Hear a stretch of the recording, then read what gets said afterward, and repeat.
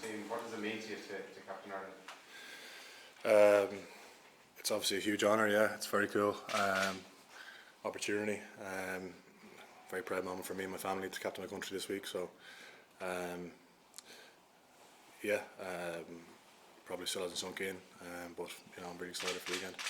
When Johnny is out, how important is it for you and the other senior guys to his big shoes to fill on the leadership front? So is that something you're all conscious of? Yeah, big time. Well, I think we've got a good group there, a good core group of in terms of leadership group that have been there for the last couple of years that work well together. But obviously, yeah, he's big shoes to fill. He'll be travelling over with us on the weekend, so it'll be great to have him around. Yeah, absolutely. But I'll be able to lean on guys like Gary and Hendy, Peter Mahoney as well. So hopefully we'll be able to work well together. Just a question on Italy. They've been so good, really, so far, dangerous. What are you expecting from them this weekend? They're at home, so I think they'll play with plenty of emotion. I think they're obviously very much improved team, particularly their attack probably. They seem to be playing with like a lot of ambition. You saw them even against England playing, deep inside their own 22 metre. So they want to play. They've got some, genuinely world-class players there. Obviously Capuzzo sticks out. Garbisi could be back playing at 10. He obviously makes a big difference as well. So, very dangerous side with ball in hand, but also strong up front as well. Good set piece. You saw they drove the English pack back a few times at scrum time, which is no easy task. So, I think it'll be a big challenge for us this week. James, how would you describe the sort of captain you were? I don't really know. Maybe you'd have to ask some of the other guys, but I suppose just try to lead by example. Probably the boring answer, but for me, it's just leading. Hopefully, leading with actions this weekend. Obviously, being named captain is a huge honour, but I've still got to bring the best version of myself. I've still got to bring my best game. So maybe quiet, focused, and focus on my game as well is as important. Would you have looked at Johnny Sexton and how he captains and take anything from the way he does things? But probably the leading by actions thing is the big one. The way he sets standards, obviously in games, but also every day. How competitive he is. On the training pitch, and the difference he makes. When he's training versus when he's not. So. Probably just looking at his competitive instinct and the way he leads with his actions would be the main thing. Anytime we talk to any of the players, they talk about, I suppose, the growth in the team and the strength and depth in the squad. And when you lose someone like Johnny Sexton through the years, it's always a massive blow. But do you feel that now you're able to, I suppose, handle it a bit more as a team? Do you feel, more ready or stronger as a whole? Yeah, well, I think that's one of the things that Faz has been brilliant at is building the mentality that it's not 15 or 23. It's all about the group. So I think the squad depth is one thing that's really come on the last couple of years. And obviously, maybe Ty Furlong is one example of a big player for us that's injured, but how well Philly Beelam's gone, and he's just an example. So I think if there's an injury or if somebody pulls out late, this kind of no excuse mentality that's been built in the group. Everybody's got to be ready to play and to fill that void. I think that's kind of just the mentality of the team at the moment. James, what did you learn specifically the other week when David Irwin came in and spoke to the team on the Monday night prior to the France game? Probably a little bit around just the sacrifices that people like him made during the troubles, during those eras of kind of sectarian violence in the 70s and 80s, and the sacrifices that the men like him made to put on the green jersey. So it was pretty special hearing it from him and how much it meant to him. So it was a great opportunity for us to listen as a group. Did you know much about David's past, or was that new to you at the time? No, I knew a little bit about it just because I'd read about it. but it was still fascinating to hear him talk about it. James, just what does it do for your confidence when you do get asked to captain this side? Yeah, you know, it fills you with a bit of confidence, right? Yeah.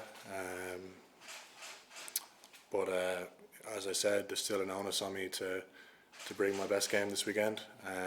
But yeah, a huge honour. So obviously, you know, a bit of a confidence boost off the back of it as well.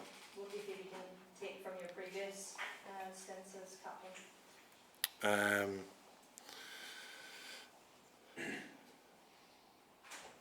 Not really sure, to be honest. Like, I mean, just making sure that you instill that belief in the group early in the week, that we can go over and do a proper job, and get a result that we're looking for. So making sure that the squad believe, the team believe, and are nice and confident going into the weekend. James, since the France game, obviously winning that game has put you in a very good position in the tournament. Is there much talk about the title and the Grand Slam within the camp? No, not really, to be honest. No, we didn't talk about any Grand Slams even before the competition started. Look, it's the same. I know it's a boring answer, but it's the same this week. We're just focused on Italy. You know, we've had 2 weeks now since the French game to perform, to get ready for this game. So the expectation for us is that this has to be our best performance so far. You know, we're in round 3 now, and as I said, with 2 weeks since the French game, we've had a lot of time to prepare together. So for us, it's just getting the performance right for us this weekend. James, how much will you lean on Johnny this week? You mentioned he's travelling with the team. Will you be kind of having a quiet word with him here and there, getting advice on things? Yeah, I will. I already spoke to him earlier in the week, and you know, got his voice on a couple of things. But yeah, it's great that he's travelling and to have him over there.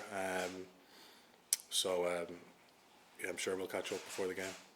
Did you learn anything from your previous experience in captain in Ireland? You seem to keep mentioning that it's important to play your own game. Or was it kind of something that kind of took over you a little bit, that experience in captain in Ireland, and caused your focus a little bit on your own game? I don't think so, because the first time I captained Ireland against England, the first thing that Faz told me was to focus on myself, not to let this be a weight on my shoulders, to delegate if I needed, but to very much focus on my own game. So I don't know if it's that, but I think just I haven't done it in a while now, so for me it's just reinforcing that understanding this week that just like everybody else, I've got to get my stuff right. James, is there much difference between this camp and the atmosphere in it than there was 5 years ago when you were in the middle of a winning campaign? Is there a difference in confidence? Is it a different type of confidence, or what do you feel is different about the squad? One thing I mentioned earlier is maybe the depth has come on. Positionally, I think it's a stronger probably squad altogether. In terms of other differences, no, like there's a lot of similarities as well. Like both teams are, I think we're unbelievably good on detail and understanding, game understanding, and as well as that, like, you know, in 2018 and the moment, it's 2 groups that are definitely quite close and tight knit, you know, on and off the pitch. But maybe the main difference will be the squad depth. I think is stronger now, and as I said, when we've got injuries and stuff, you've got guys that are ready to play and to play well. Just on the timing of the speech that just got from Brian and David before, was it something that some of the squad needed to hear, or to remind that there's a handful of guys who wouldn't have grown up and learned, who wouldn't have had as much reading out as yourself and the others? Was it just the time was right? Was that why it was decided, or what was the reason behind it? It was probably thinking about coming in, about having that kind of conversation for a while. But yeah, it was great because it gave, you know, guys like Mac and even Bundy, you know, Rob Herring and some of the other guys that maybe grew up elsewhere, like an understanding of the jersey, the journey that it's been on, and the strength of it. But even the guys that maybe are Irish as well, gave them a deeper understanding of it too. So it was good for everybody. Matt was just saying how powerful it was when yourself and Keith Earls spoke to the group that night. What message were you trying to get across, and what did you take from that night? Don't want to get too deep now in the conference, but it was just about obviously the history of the jersey and the Irish rugby team. A little bit about Ireland's call, and Ireland's call, for example, you know, people seem to give out about it a bit, but they probably don't understand the bigger picture of it. You know, the uniqueness of it, the uniqueness of the Irish rugby team, because you know it's the only song that recognises the fact that you know the Irish rugby team makes up the whole island, north and south. And then it's just understanding how kind of sport binds people together, and how you know the last almost 150 years, the Irish rugby team is one of the only things that has persisted, you know, in unity and solidarity on this island. So understanding, you know, the strength of it, the sacrifices that people made to wear the green jersey, and the privilege as well to wear.